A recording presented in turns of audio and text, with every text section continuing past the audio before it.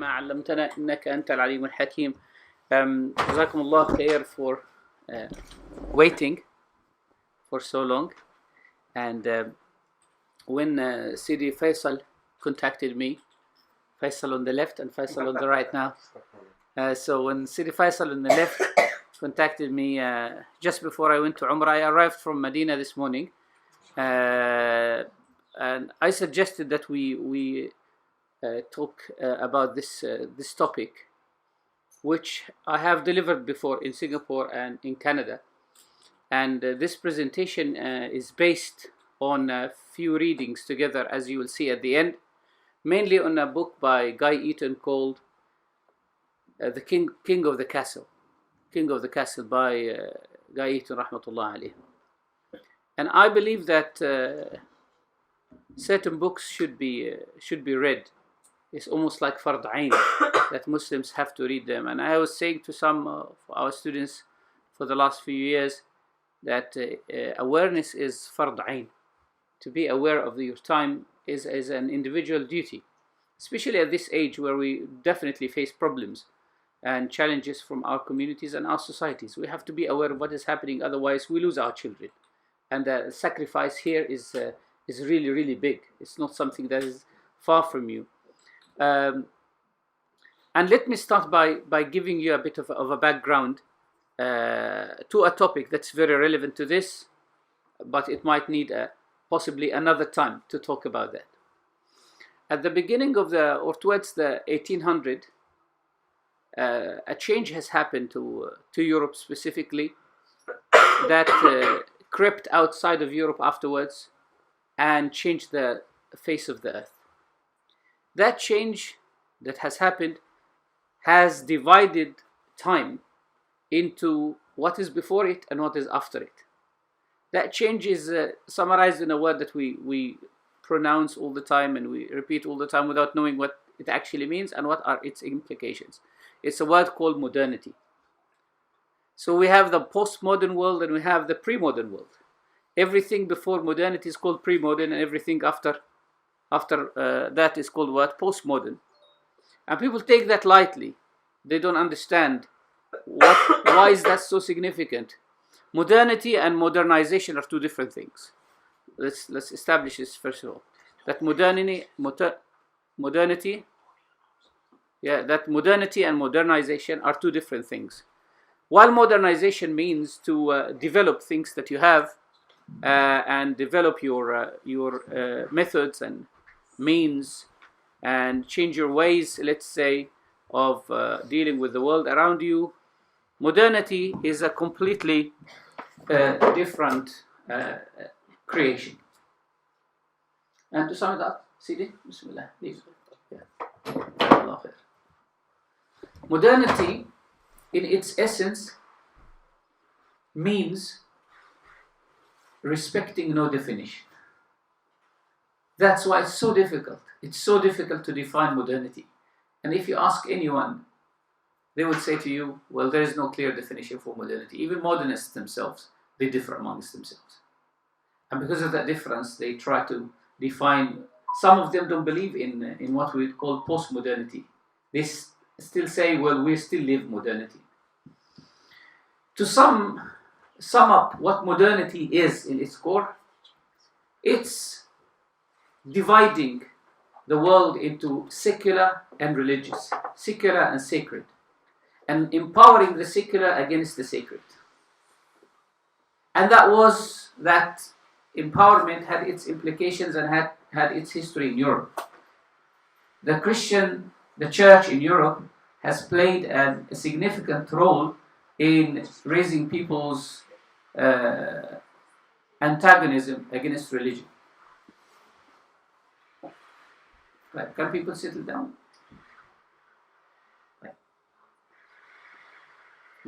So the history of the church in Europe has played a significant role in making people antagonistic against religion because of the contribution and the participation of the church in shaping politics, supporting royalties, and all of these things. Europe at a certain point decided, and obviously suppressing thinking and science, Europe at a certain time decided that religion is a chain that cripples its development towards the future. So they decided to chuck all of this into the bin and empower the secular over the sacred. And from that point onwards, the secular started to define what the sacred is. So it decided even to redefine the role of religion into the society.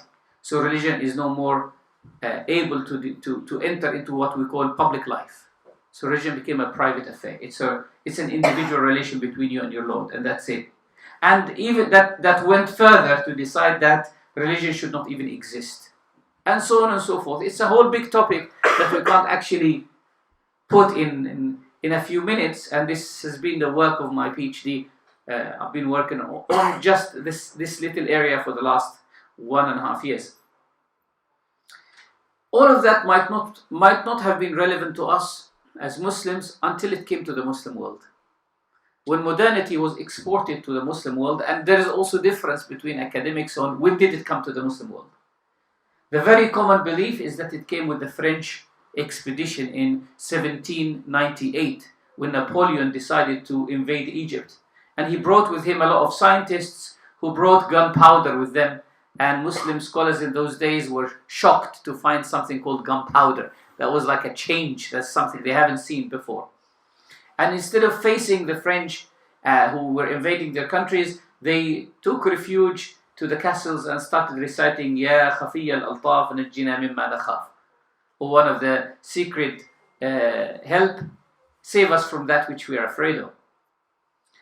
From that day on, Muslims started to think about why is Europe so powerful and why are we so backward, and that has led to a change in the mentality of the Muslim world. How can we make Muslims powerful again? So some Muslims thought, let's adopt European ways of thinking, and others said, well, let's reconcile Islam with what modernity, with that European product. And some other Muslims said, no, let's reject this completely. And others said, well, we never had the problem that Europe has had, therefore we don't have to change our ways. That shows us that Muslims have gone different paths in responding to this European product. Those who have said, well, Europe has managed to become powerful because it has turned its back to the sacred religion, we can call them nowadays secular Muslims. Those who have said, well, let's actually reconcile European values with Islamic values. Well, Islam has the core values of equality and this and that. The European way of thinking. We can call these people reconciliationary Muslims. They try to reconcile. Or they loved to be called reformist Muslims. Sometimes they love to be called liberal Muslims. Sometimes they love to be called progressive Muslims. Well, different names, but it's the same thing.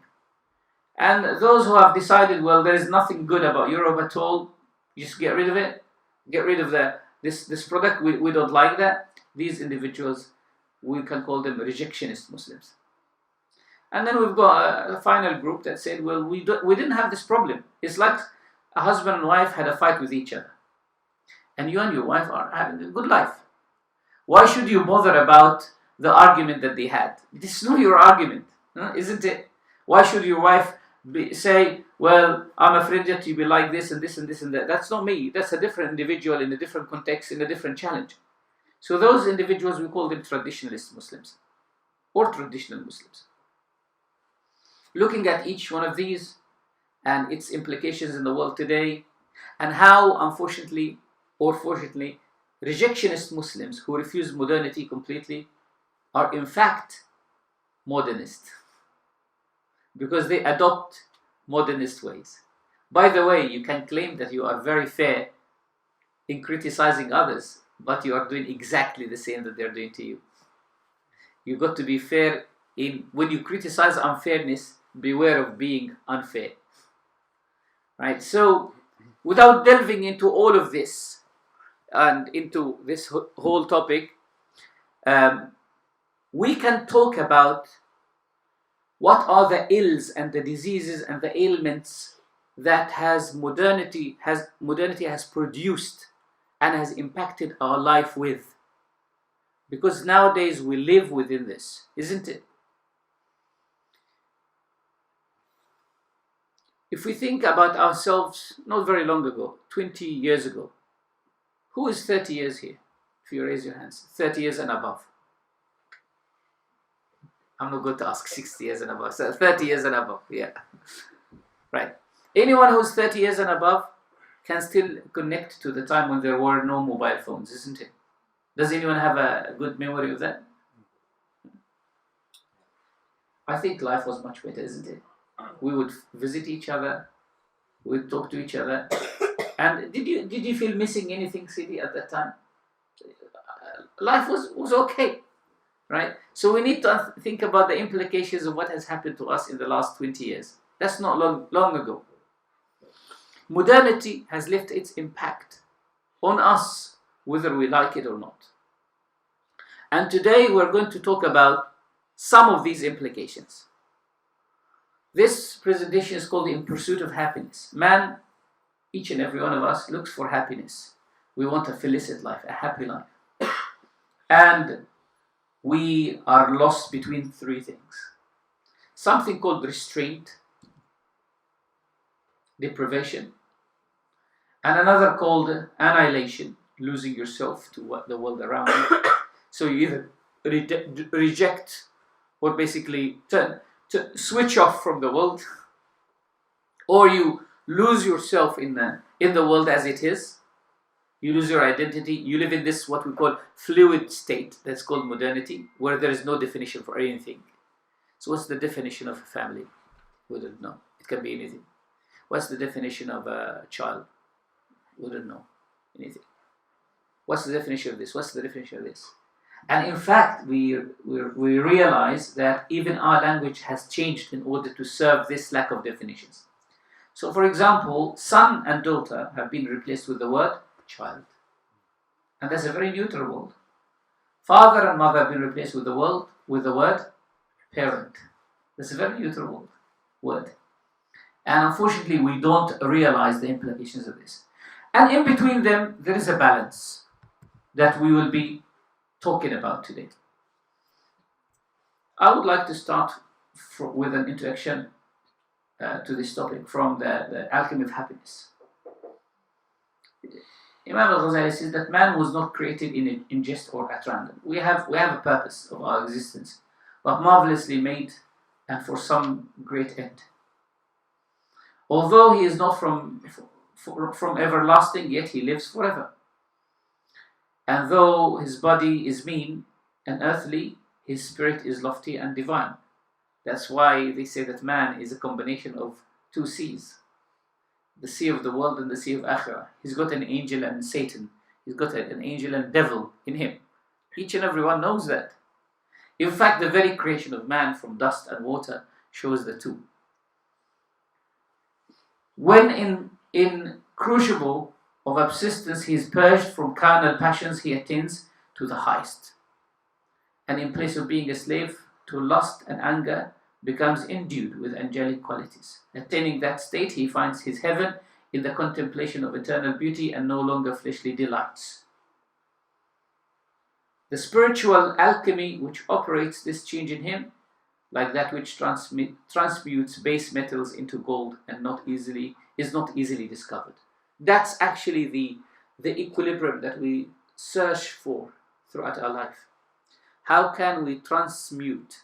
How can we change base metal, these carnal desires, while using them? That's why I said balance between restraint, where you say, no, denial, complete denial of your carnal desires, and annihilation, complete following of your carnal desires. And every picture in this, every photo and picture in this presentation has been selected with intention and with a lot of focus. In the life of a butterfly, the butterfly starts in an egg, isn't it? It doesn't become a butterfly overnight. It develops into a caterpillar. And the caterpillar has to eat and eat and eat and eat and eat and eat in order to grow. Then after eating, what happens to it? It has to go into a chrysalis, a cocoon, deprive itself from all its external needs. And then it comes out. but it comes out as a completely transformed thing. The Prophet ﷺ says, Mutu qabla an tamutu. Die before you actually die. Meaning, choose to die spiritually from your physical desires so that you live forever.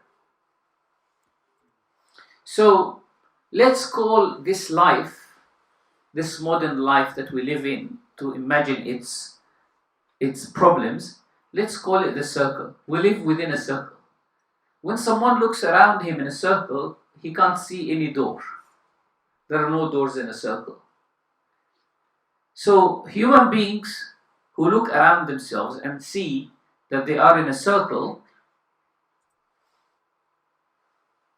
and realize that there is no door might take one of three decisions. Either just give up and say, okay, I'm in a circle. Or the other is that they become in denial. I'm not in a circle. Which means they are still in the circle but they don't believe in it. Or they start thinking, how can I get out of the circle in an innovative way? And if they do that, they will discover that getting out of that circle doesn't have to be right, left, front or back. It can be upwards or it can be downwards. You can dig a tunnel to come out of it, or you can just fly or jump outside. Interestingly, these two directions, one refers to the heavens and one refers to killing your desires or restraining them. But before we do that, we need to understand today what are the challenges that keep us in the circle and how can we face these challenges. So we'll talk about the challenges and the exits. One of these challenges is called speed. One of the problems of modern life is what?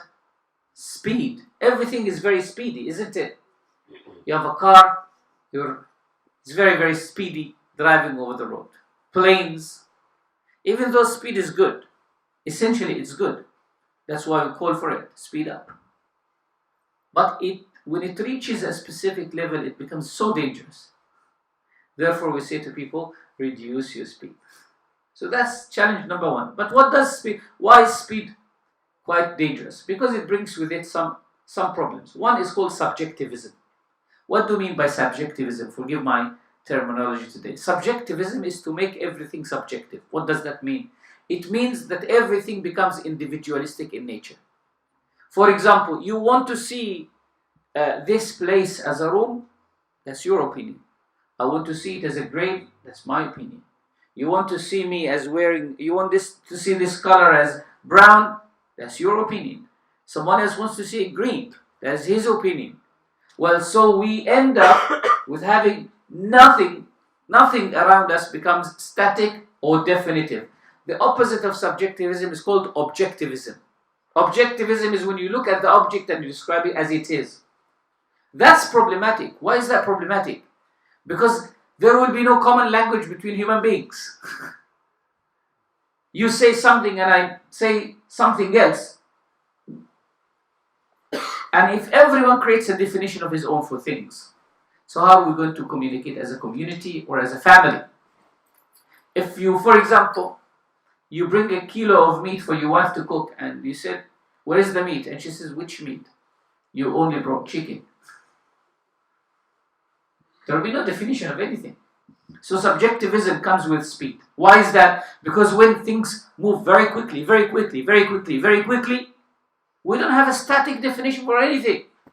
One of the problems that come with speed is what we call moving environments. And I will mention each one of these. I'll mention a quotation. Moving environment is basically when you don't live anymore in a static place. You keep moving, whether in your workplace or even in your house. And the third problem is something called multiplicity of pseudo choices. When there is speed in fashion, in production, you think you have a lot of choices. Let's, for example, we go to Tesco and we want to buy some tea. How many options do we have on the shelf? Loads, isn't it? Loads of times. Well, but in reality, it's only tea. So you spend too much time thinking about which tea do you want. And you lose the point. You came here for what? For tea. To pick up a pack of tea and take it home. But because there's so many, you think you have a choice, but in reality you have no choice. The second problem is called materialization. This modern life materializes everything. Even spirituality is being materialized. So for example, we have these courses of self-development or reflection or yoga or whatever. Because the modern man has a problem. There's so much materialistic life around him that he needs to have a break, isn't it? So what happens if you want to have a break? Everything becomes materialized. Even the Umrah and Hajj that we do have become materialized. So 5 stars package, 3 stars package, 2 stars package, express Hajj, super express Hajj. Just go to Arafah and take another Arafah for free. Do a Umrah and a third Umrah for free. All of that. That's called what? Materialization. Even the materialization of the most sacred places. You just need to look at the picture of Makkah al-Mukarramah and you will know how materialized we are. If KFC just sends its products right next to Mecca, that's called sacrilege. That's called disrespect of sacred places. So what happens with materialization? Man is degraded to the lower level of animalistic value. Basically, man becomes a consuming being. Everything is produced for him to eat or drink or just be over busy with his or her body. So how do you look? The second problem is consumerism. And the third problem is what we call inhumane technology. Technology in essence is not a problem, but it becomes very inhumane. How? Just look at how the machine has replaced man in so many things. And what have we lost with that? Not only people have been laid off from their jobs because the machine has taken their job, that's the least problem. But more importantly, that man has lost the ability to use his hand and a lot of his talents. The third issue is called fragmentation. We live in a very fragmented life. What do we mean by very fragmented life? Anyone who works in factory today works in a small or even in a big company or a corporation. What do? If you work in accountancy, for example, you don't do accounts from the beginning to the end. You just do a specific part of that. So you don't see a holistic thing. Just focus on a small bit. And we'll talk about fragmentation and its problems. One of its implications is loss of talent. And one of its implications is what we call isolation in cities. Look at our homes nowadays. A lot of people who buy houses nowadays, if they look at these houses, they don't know that these houses that they have were possibly half a house or 1/3 of a house that was there 100 years ago. Just to compare that, compare it to the house that you have in Pakistan, for example. Like you have a mansion, isn't it? Like it's even worse for people who live in flats. Very fragmented. People don't actually communicate with one another. People live in the same place and you possibly don't know the name of the neighbor that you have living next door. That's isolation in cities. Just get into the tube and see how people are focused on their own lives in the morning. Everyone has his phone, subhanAllah. And finally, something called negotiating religion. Because religion is essential to the life of man, and religion found itself alien in this society, so it had to renegotiate its status. I mean by renegotiating religion is people, as we live in a materialistic society, they think that the only way to introduce beliefs and products to individuals is by giving them discount, isn't it? You want to attract people, so give them what? Discount. Religion becoming a product itself, it gives people discount. So what do you want? You're upset with religion. Yes, this whole idea of hijab, I don't like it. It's just tough. Okay, no problem, sister. You can be a good Muslim without a hijab. Well, but hold on. This is not my father's religion. It's not your father's religion. Your father didn't make it up to give discounts as you wish. This is the religion of who? Allah subhanahu wa ta'ala. So you can't actually give discount, a rukhsa, a concession, except with a text. You can't just observe the context by abrogating the text. This whole idea of text and context, giving priority to context over the text, is quite dangerous. And finally, and I hope I will not go into that today because that's quite big, it's called the trap of language. And when we talk about language, our language has been scientized. It has been moved from the normal human language into scientific rigid language and has been mathematized. Our words are technically like numbers. You know, when we say 1, the essential quality of numbers is they can be fit into any context. When I say 1, it can be 1 apple, 1 house, 1 room, 1 country, 1 ocean. It can be anything, isn't it? But human language shouldn't be like this. So when I say Faisal, it should refer to 1 individual, isn't it? Unique. But nowadays, if I say development, what does it mean? You tell me, what does it mean? Education, what does it mean? Information, what does the word information mean? So our language has been mathematized. In other words, it has become like these numbers that have been changed and they lost their content.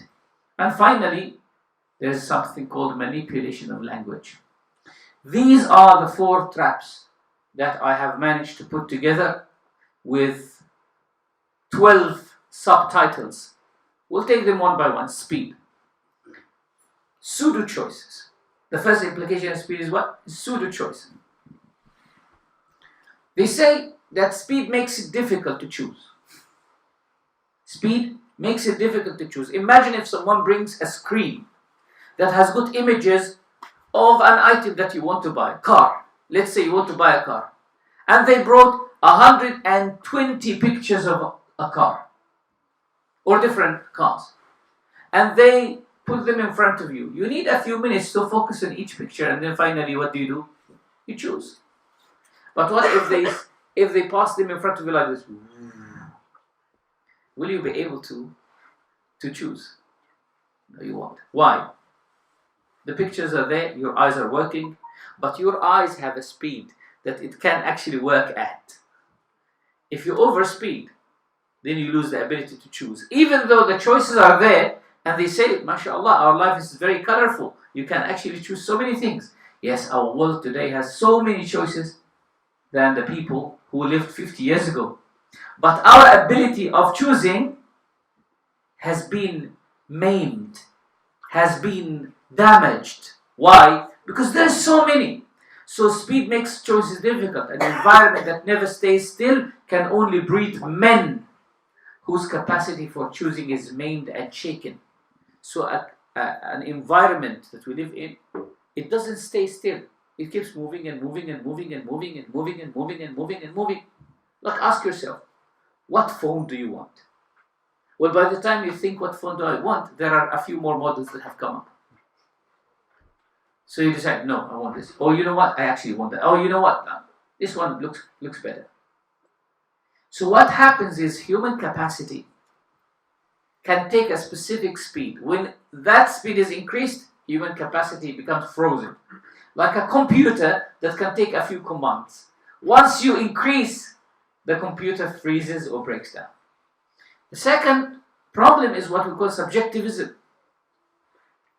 If someone is in a vehicle, if someone is imprisoned in a vehicle, and this vehicle is always moving, he will be only seeing what he can see from the whole of this vehicle, and he won't be able to have a holistic picture.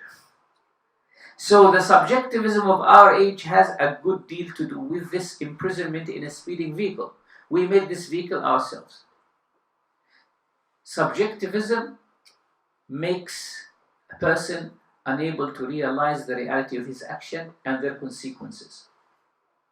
So for today, if someone comes out and he says, I don't believe that certain things should be done in a specific way, and the society says, no. you're wrong. That person will be accountable in front of the society, isn't it? If, for example, someone says, I don't believe that I should drive on the motorway at 60 or 70 miles an hour. If there is authority and there is what we call societal consensus, people will say, you're wrong. If you overspeed, you will be in prison. But if the society breaks down and we decided that everyone can drive at the speed they want, that's called subjectivism. Or you want to drive at 70 miles an hour, it's up to you. You want to drive 60 miles an hour, it's up to you. 90 miles an hour, it's up to you. So what we will end up with, no one can be subject to any accountability, isn't it? So that's lack of accountability that we have in our society today. And there are loads of examples that you can think of in your own time where there will be no accountability. Let's take education, for example, since we are an education institute. What shall be the content of the education that we present to our kids at a young age? If we decide what is proper and what is improper as a society, then we can hold accountable someone who breaks this. But if everyone comes up with a decision of his own, then we're damaging our society, and we tell people, you are damaging the society. They will say, no, we're doing what is right. What is right is not what you think of as right, because you didn't live in this world alone, nor do you live in a society alone. Yes, you are free to walk naked inside your room. No, but you're not free to do that, by the way. Are you? No, you can't do that. If you have kids, if you have children, you won't be able to do that, can you? So you're not free. Complete freedom is nonsense. It's fake. You're not free. If you're completely free, then you can do anything you want at any time you want in any way you want. But you don't do that. You can't do that. Complete freedom equals what? Chaos. And chaosness or chaotic society is not a society. The final thing is moving environment. And let me give you a background of this. Many of us come from countries where families normally own a house. Or even those who are born here, you grew up in your parents' house. That house has been there for so long, isn't it? For so long. When you go back, when something troubling happens to you, you only go back to your mom's house. If you are going to be homeless, you know that there is your mom's house that you can go back to. That is called a static environment. And when you go back to your mom's house, you will find all of these pictures on the wall that draws the timeline of your growth. Your mom still keeps them. So you know where you were and where you are. Only then you can see if you have achieved something in your life or not. But if you look at yourself separate from your mom and dad, and you don't have a house, so you rent a place, and then a couple of years later you rent another place. Tomorrow you get a job in Switzerland. You pack your luggage because you don't have much. You just have a few things that can fill 2 bags, and you move. 6 months down the line, they tell you, we've laid you off, we don't want you anymore. No problem. You pack up the same 2 bags and come back. The next morning you get a job offer from Qatar. And no problem, it's the same 2 bags. You keep moving. But will you have time to actually build and compare what you have achieved in your life? You don't even have time to open the bags and take your certificates out and put them on the wall to see what you have done. Traditionally speaking, human beings have to have a place that they belong to. And by the way, this place, even if it is not usable anymore, they don't like to sell it. Because it's not the value of the place, that it's not the value of the land, it's the fact that this is my environment. My parents' house in Egypt, no one lives there. Since both parents have passed away and all of us live outside. And subhanAllah, for a long time we've been thinking what to do with this house, what to do with this house, what to do with this house. Actually, 2 options have never come into our minds because that's not a negotiable option. One is to sell, second is to rent. That's not discussed because that's not an option. We don't sell the house and we don't rent the house. But we were thinking, how can we revive the house in a way that keeps it alive even though no one lives there?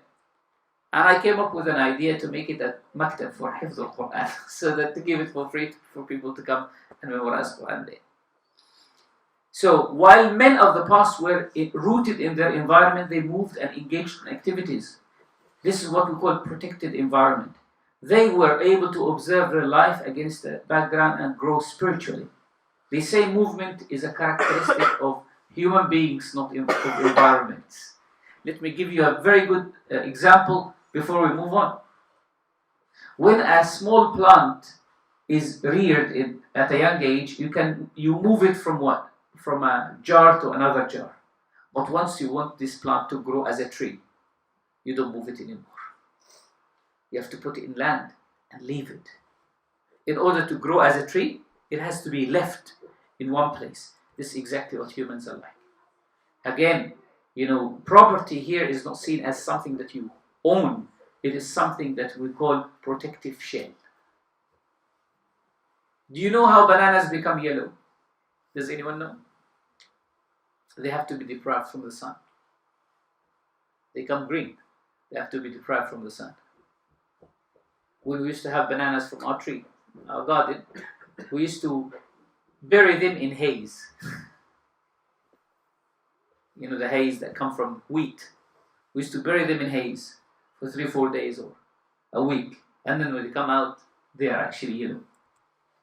The second problem is called materialization. The first problem with materialization is called inhumane technology. Why is technology inhuman? Look around me here. How many gadgets do we have? So many. Who made all of these gadgets? Who made them? Who made them? Humans.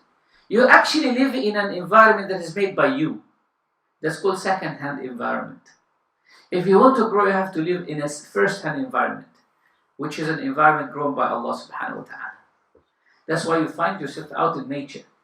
But you look around you, and you live in a society that is built by you, that is made by you, gadgets made by another human being. So they said it's very unhealthy for humans to live among products of their own labor. This is in essence, a second-hand environment. We become in no contact with reality. Because that's no reality. That's artificial. That's fabricated. That's made up. So that's not reality. And without contact with reality, we cannot survive physically or spiritually. You know what does that actually breed? It breeds in us a false feeling of power, that we think that we're gods. Because you have created something and you live within your own creation. No wonder then that atheism is very associated with this type of environment. Because it is, and very interestingly, subhanAllah al-Azim, very interestingly, most of reconciliationists who sometimes present themselves as Islamic movements, they promote industry. And industry of all activities is the least sacred. The most sacred is agriculture. Next to it is trade. And finally, industry. And this is a whole topic by itself. Industry that Islam promotes should be subsequent to agriculture. It shouldn't be ahead of agriculture. The industry that we live in makes synthesized material, fabricated material. So everything becomes what? Synthesized. It is made in the lab. It is not made out in the environment. But industry that should be there, it should be something that deals with nature. But our industry is not like that. That's what they say, artificially generated. This is artificially made, artificially generated. Are these like artificial colors or real colors? The artificial colors. If everything is artificial, then you're in a big problem. The second problem with materialization is degradation.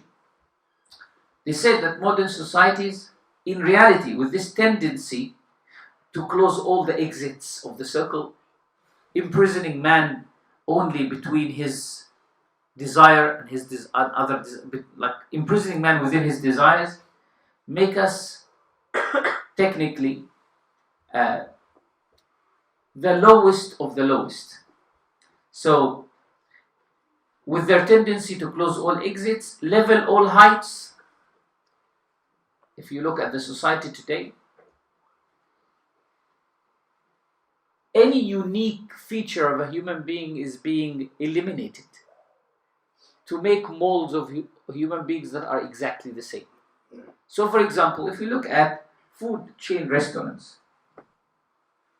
they don't produce any unique meal for you or me. If you go to all of these chicken and chips shops, what do you ask for? Do you ask for a specifically tailored meal or just a number? I want meal number 4. I want meal number 5, please. Oh, by the way, I don't go to these restaurants. I just like to. Alhamdulillah, I boycotted that like at least 5 years ago. So just as a side note. But if you go to any of these restaurants, you don't have anything customized to you. But the only thing that's customized to you is your mom's food, by the way. So human beings in that environment, what happens? Every heights are leveled. Land is being the same. Look at Mecca, or look at London. Back in the days, people used to travel. I remember 12 years ago, when someone would invite me to Ilford, to go from central London to Ilford, that's like a migration. Migrating to Ilford and taking the overground and the underground and the overground. Nowadays, Ilford is just there, isn't it? Croydon was like a different city. Nowadays, even Birmingham is not a different city anymore. Khalas, it's just so leveling everything. You know, when you level everything, you're basically reducing human beings to just animals. And there is something related to this picture, for those who don't understand this. There is a myth in old Greek society. It's called the Procrustean bed. Has anyone heard this word before? Procrustean bed is a bed that belongs to a man called Procrustes. So they said this man had a hostel or a hotel where he would invite the passers-by to spend the night. You're traveling and he says, come and stay here. And he had one bed in that hotel. That's the size of the bed. But you have to be exactly the same size of the bed to sleep in it. So if you're long, if you're tall, he would cut you to fit you according to the size of the bed. And if you're short, he had a hammer to expand you. They took this concept, Procrustean bed, and they use it today to refer to any society where human beings are pushed to be the same. So they say, for example, a government is doing a Procrustean bed policy. This is a Procrustean bed policy. Basically, everyone is being modeled the same. So that's degradation for human beings. Because Amir's face is different from Faisal's face. His choice, you and your brother, 2 different human beings. But when we try to make everyone the same, what are you producing? Artificial technology, robotic life. Finally, is what we call consumerism. Why consumerism is quite problematic? We have what we would call massive production. With modernity and support of industrialization, an essential theme in modernity is industrialization, moving towards industry. We ended up with all of these massive production processes. In order to produce massively, you have to consume massively. Otherwise, where would the products go? People have to consume massively for the society, for the factories to continue producing. So there has to be intensive production, intensive consumption. And what has happened with this? We started to imitate the wastefulness of what are usually called the lower forms of nature. The lower forms of nature are those animals that basically take what everyone else doesn't want. So let's say, for example, there is a dead animal, let's say a lion has hunted an animal, or a tiger has hunted an animal. It doesn't eat the whole of it, does it? It doesn't eat the whole of it. A lion only eats living animals. It hunts and then eats. When the lion goes away, who comes to the dead animal and eats? Hyenas, eagles, These are called the lower forms of nature. We become very wasteful. And subhanAllah, there is something funny that happened a couple of days ago when we were in Al-Madinah Munawwara. Every morning we go for our breakfast as usual, and then the waiter in the restaurant came one day and said to us, me and a few brothers, "Thank you very much. I would like to thank you. I've been observing you for the last few days. You guys make our job easy." I said, "How?" He said, "You eat what you take in your plate." So one man can come and pick up all the plates. Everybody else, they fill 2-3 plates and they eat 1/4 of the plate and they leave it. So one table requires 6-7 people to pick up the remaining parts. Jazakallah khair. We don't do that for you to thank us, but we have a duty as Muslims that we eat what we take. SubhanAllah. ما ملأ ابن آدم وعاء شرا من بطنه. We always say that just before Iftar in Ramadan, that a human being doesn't feel something worse than his tummy. Let's go for food. After we say that, they say, let's go for food.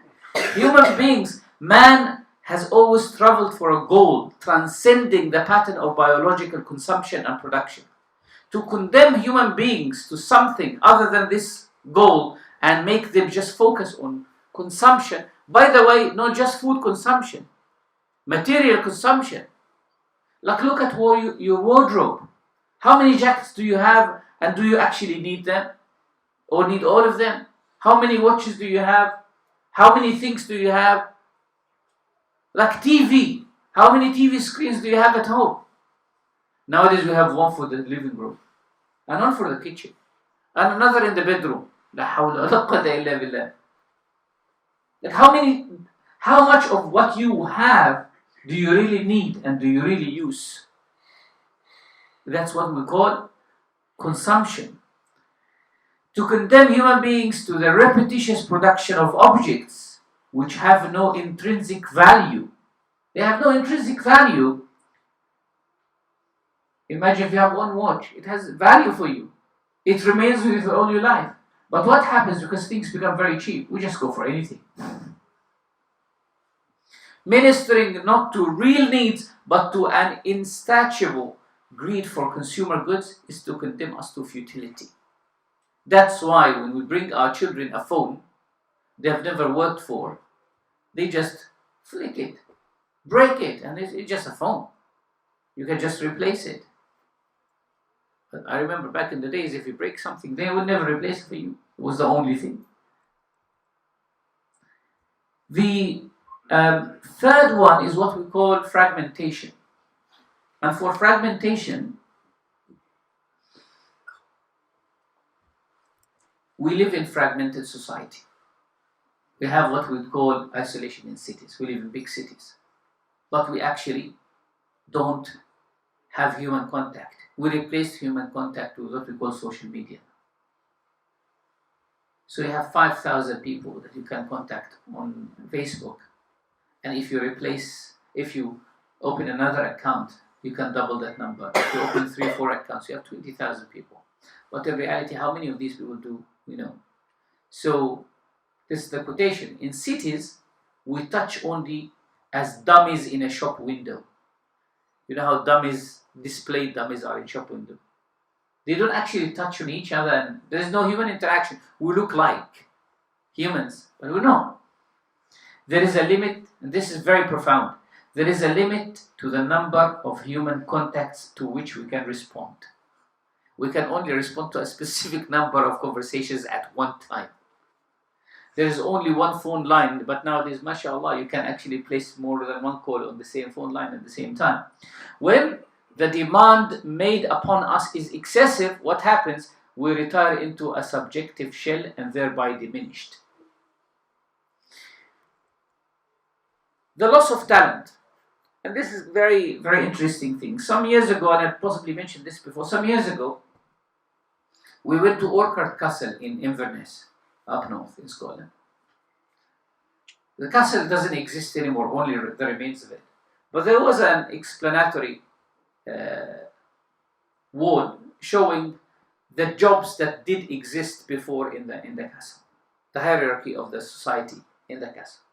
There was the owner of the castle and his wife, and there was different people doing different jobs.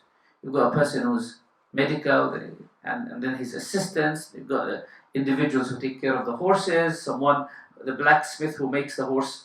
What do you call it? Hooves. Huh? Hooves. Yes, he puts the metal thing in the hoofs of the horse. And you've got people who actually help even in that. SubhanAllah, if you even think of the amount of jobs that are associated with one little thing, you won't believe it. Book binding, just as an example, book binding is something that we have nowadays. We don't talk about. Why? Because it's the machine that does it. A few years ago, I bought a book on book binding. There was actually a lady somewhere in can't remember. It's called Malvern, I believe. Is there a city called Malvern? Yeah, Malvern. Huh? Malvern Hills. Yeah, here in England. She's a bookbinder, professional bookbinder. I wanted actually to go and take a workshop with her, do a course with her on bookbinding. It's just an amazing job. It takes long time of choosing the leather, of choosing the glue, and working. SubhanAllah, it's just an amazing thing. This is not something that we can do anymore. This is not something that we can do anymore. Use of the pen, which we have actually lost. If I give you a pen and I ask you to write. Use of the ink. How many of us do actually have ink pens? Fountain pens? No one. This is a problem. This is actually a problem. Why? They used to know the students from the color of their clothes. How? When you fill your fountain pen, some ink will drop on you, isn't it? So they would know. I remember when we were children, we used the Lote, which is like a metal piece. We used to write our Quran on it. And for that, there are two types of pens that you can write with. Basically, you use a bamboo with an ink pot. And you write and then write and wash it out. But later on, when this became a bit of a challenge, we used something called qalam kubiya. I don't think this exists anymore. Qalam kubiya. It's basically like a pencil, but you have to lick it. Seriously, it's not dangerous. It's not unhealthy, but you have to lick it, wet it with your tongue and write. So it's like a pencil. You basically sharpen it, and then it's very dark blue, and you have to lick it with your tongue. Basically, you're writing the Quran with your what? Saliva. This is how we actually used to write with this. These things don't exist anymore. Nowadays, everyone types on phones, and so a society. I hope this doesn't offend anyone who works in a job or in a company. But they say a society of job holders is not merely one that lends itself most conveniently to regimentation. It is also a society in which the majority have little opportunity to satisfy their needs, to do or to make things that have a mark upon them.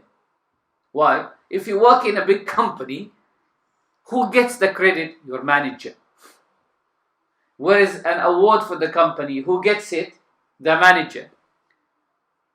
And as a small employee, you have to be a bit hypocritical to your manager in order to continue in the same job. So what happens? People get credit for something they have not known, they haven't done. And others full of resentment for the upper class in the company, they have to continue rubbing their shoulders in order to continue receiving the salary. That's one disease. Man is not a cog in a machine. Human beings are not cogs in machines. Let's think about something. Thomson. You know that shop, Thomson? The shop that makes changes watch batteries and does a lot of things. Huh? Timson's. Oh, Thomson's, Timson. It's just like harakas. It's like Allah. Timson's, yeah. So Timson's, where did it get its fame from? You tell me. It's known, isn't it? It's known. It's a very credible place to do what it does. But where did it get its credibility from? No. Huh? It's a family business. It started as a family business. And if you go there next time, I went there a few times, check on the wall the images of the managers and how did it start and how is it continuing. Any big business today started as what? As a family business. And it became very famous because of that.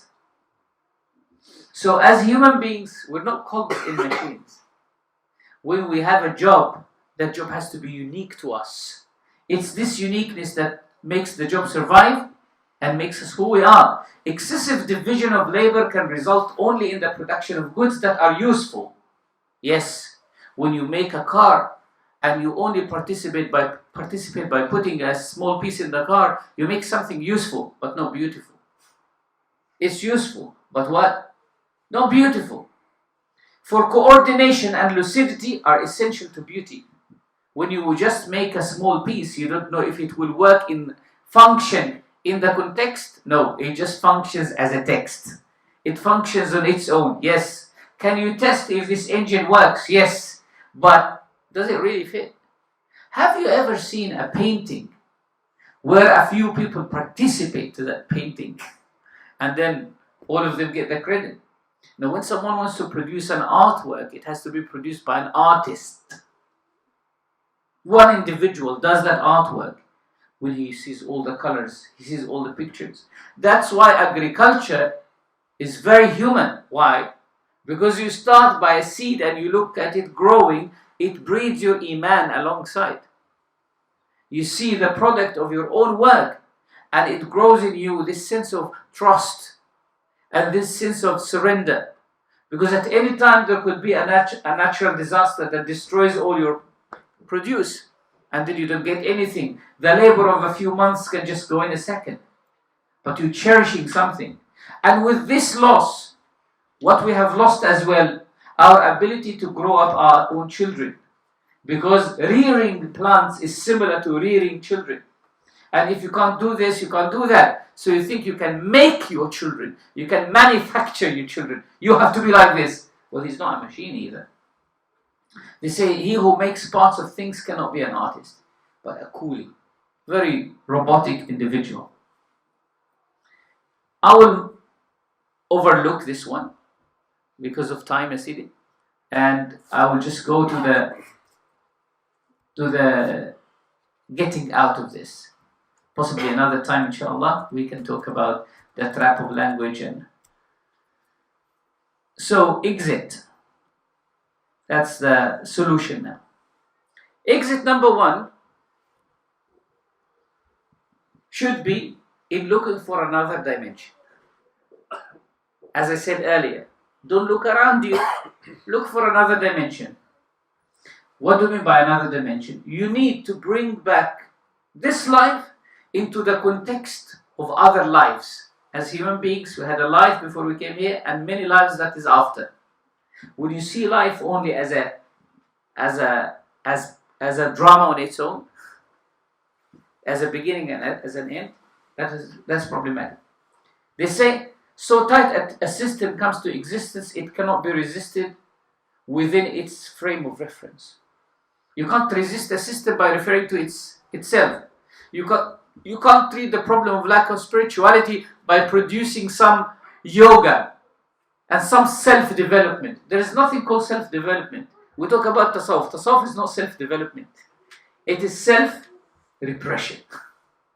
Because you realize in tasawwuf that yourself is what is standing behind you, is standing between you and your development. So you can't develop yourself and think that you will get out of the problem. When you develop yourself, you get more into the problem. As in many human situations, the more man struggles to free himself from it, the more surely he is trapped. And the exit from this vicious circle may be in a different dimension, a different frame of reference. Human beings are terrestrial animals. And we have always been occupied with our extraterrestrial destiny. What gives people hope in this life and its difficulties is believing in akhirah. Believing in another life. Because a lot of people come to this life and they suffer and they leave. If you think of this life as the only existence, what happens? People lose hope. By the way, I'm not talking about non-Muslims. I'm talking about Muslims. Here I'm talking about Muslims. Loads of people. A woman who gets divorced. A man who gets cancer. A family that is broken. A child who doesn't have his parents. An individual who loses his job. A person who doesn't get married. He loses all opportunities. Your brother or your sister taking your share of inheritance. Someone betraying you. All of these sufferings, what gives them meaning is believing that there is something called another dimension. If you don't believe in that other dimension, you will be a victim of your own troubles and pains. And you will come as one of the two. Either you will go to drugs, spiritual drugs, by just taking more and more, plunging yourself, immersing yourself in the society, or becoming in denial. So human beings should believe that this life is an episode. You cannot judge it in isolation. From this, human beings can derive contentment from the despises of the modern age. The second thing, the second exit is what we call embracing. What do you mean by embracing? You need to embrace the fact that as human beings we suffer. As human beings, we're living in this world, we have challenges. This is the nature. Ibn Ata'illah Secondary, master, subhanallah, he said it in such a small sentence. He says, لا تستغرب وقوع الأقدار ما دمت في هذه الدار. Don't be amazed. Don't be shocked when troubles trouble you as long as you're in this abode. This is the abode of troubles. What do you expect? Imam al-Haddad, another master, brings it to life. And he says that this life, why should you expect any good in life that is called dunya, the lower? It's called dunya, easy, cheap. No one would ever expect something from something that's cheap. If someone wants to sell you something cheap, you will always feel a bit strange about it. Why is it so cheap? Why is it so cheap? Why is it so cheap? Isn't it? You're buying a pair of shoes and at the shop they are displayed for £100. Someone wants to sell them to you for £30. Isn't it? What's wrong with it? Isn't it? But this is called dunya, near, something accessible. It's accessible. The Prophet ﷺ, what did he say? He said, لو كانت الدنيا تساوي عند الله جناح بعوضة. If this life was really worthy of anything, Allah wouldn't have given it to those who disobey Him or those who disbelieve in Him. And if you look around you, you find a lot of people who have big fortune in life, but little and small or sometimes no fortune in faith. So that means it's very cheap. And in fact, it doesn't have any value. That the ulama, and Imam Shafi'i radiallahu ta'ala also said something really amazing. He said, if you look, you realize that the ulama and the salihin, they don't have a good life. That's natural. He said, قلت للفقر أين أنت مقيم? When I asked poverty, where do you live? Can you tell me your postcode? Come to visit you? قال لي في عمائم الفقهاء. He said, I live in the turbans of the fuqaha, of the scholars. إن بيني, so possibly search my imam, you find poverty living there. إن بيني وبينهم لإخاء. Me and them are in brotherhood. وعزيز علي ترك الإخاء. And I don't like to break this brotherhood. Why? To the level that one of the ulama wrote a book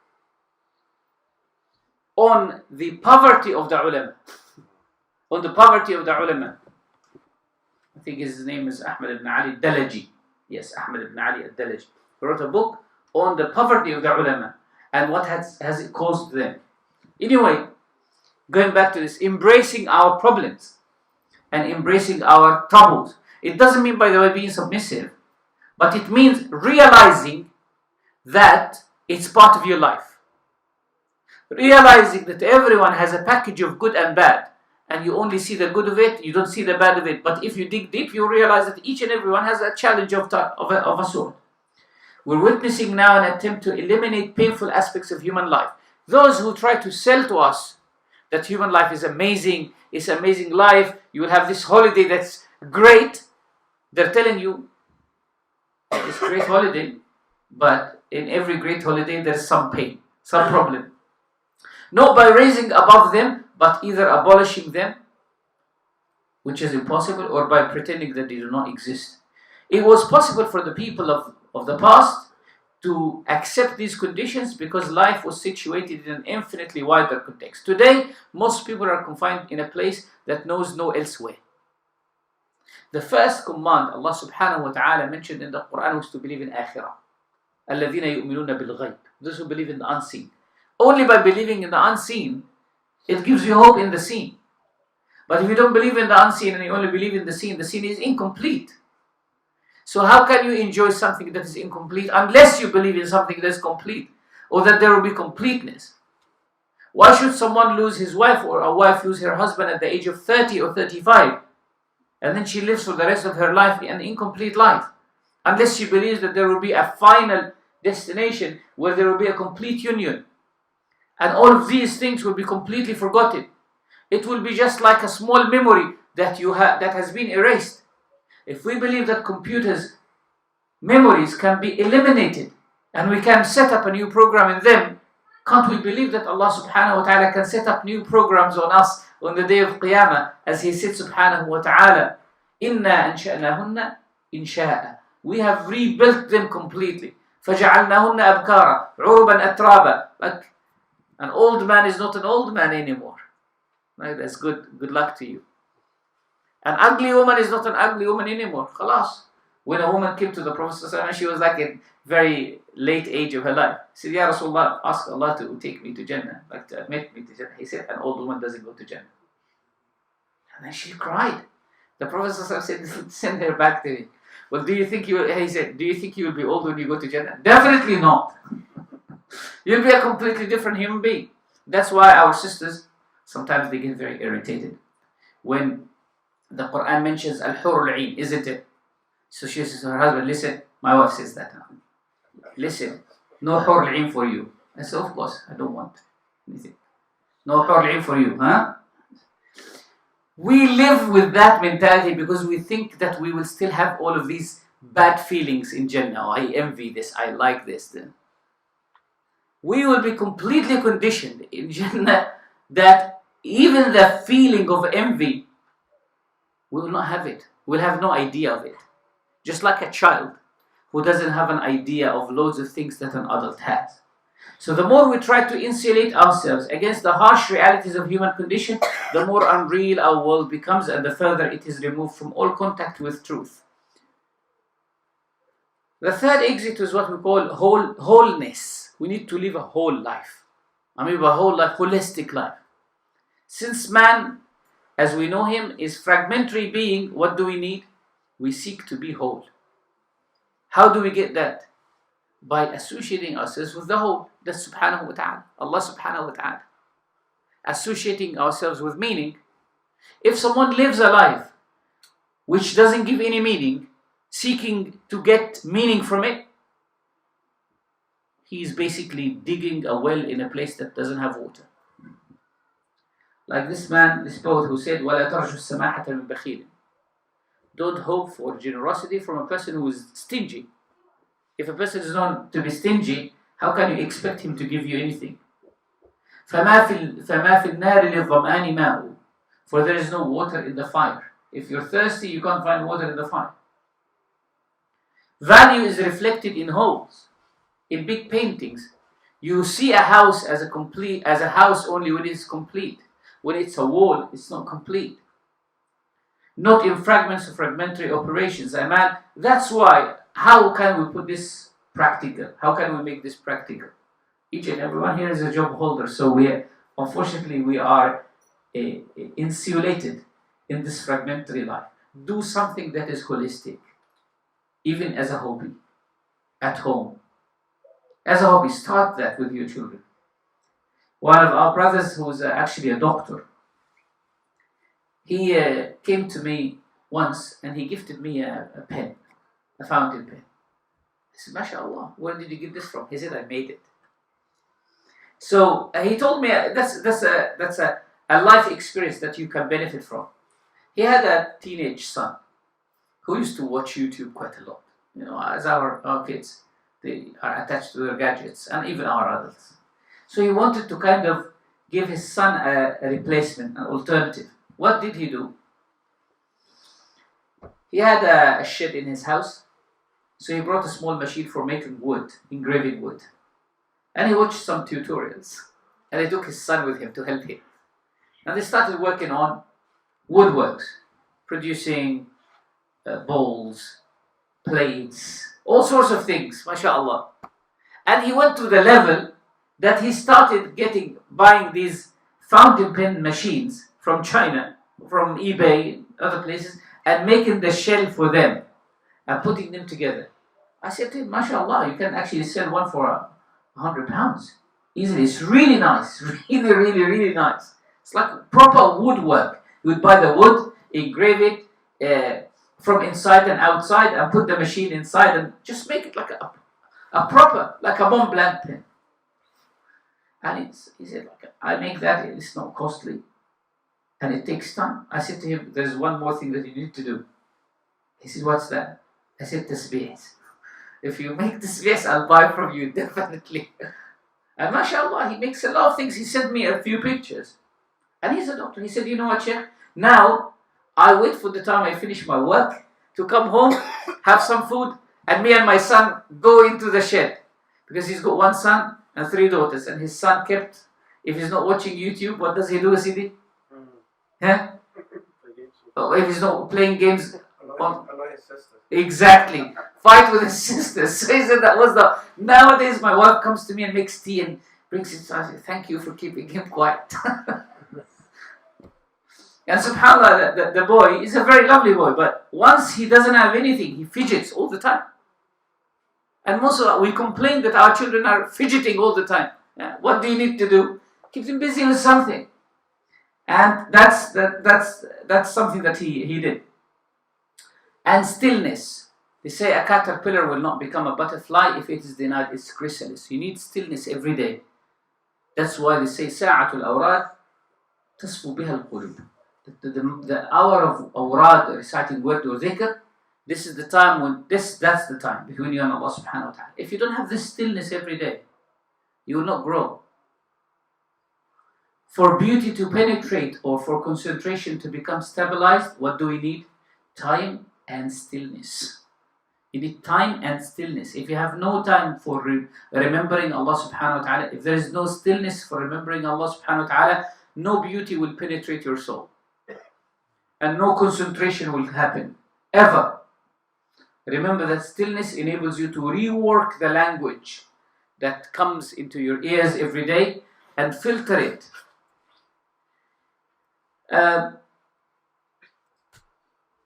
This is a poem that I would like to conclude with. It's, even though Rudyard Kipling is someone that was known for his colonial desires, and but of all his poems, this poem is very significant and suitable for the theme of today's talk. And I will read it with you. So it goes like this. He speaks to his son because he lost his son at a certain point of his life. So he says, if you can't keep your head when all about you are losing theirs and blame it on you. If you can trust yourself when all men doubt you but make allowance for their doubting too. If you can wait and not be tired by waiting or be lied about, don't deal in lies. Or being hated, don't give way to hating. And yet don't look too good nor talk too wise. If you can dream and not make dreams your master. If you can think and not make thoughts your aim. If you can meet with triumph and disaster and treat those two impostors just the same. If you can bear to hear the truth you've spoken twisted by knaves to make a trap for fools. Or watch the things you gave your life to broken and stoop and build them up with worn out tools. If you can make one heap of all your winnings and risk it on one turn of a pitch and toss and lose and start again to your beginnings and never breathe a word about your loss. If you can force your heart and nerve and sinew to serve, you turn long after they are gone.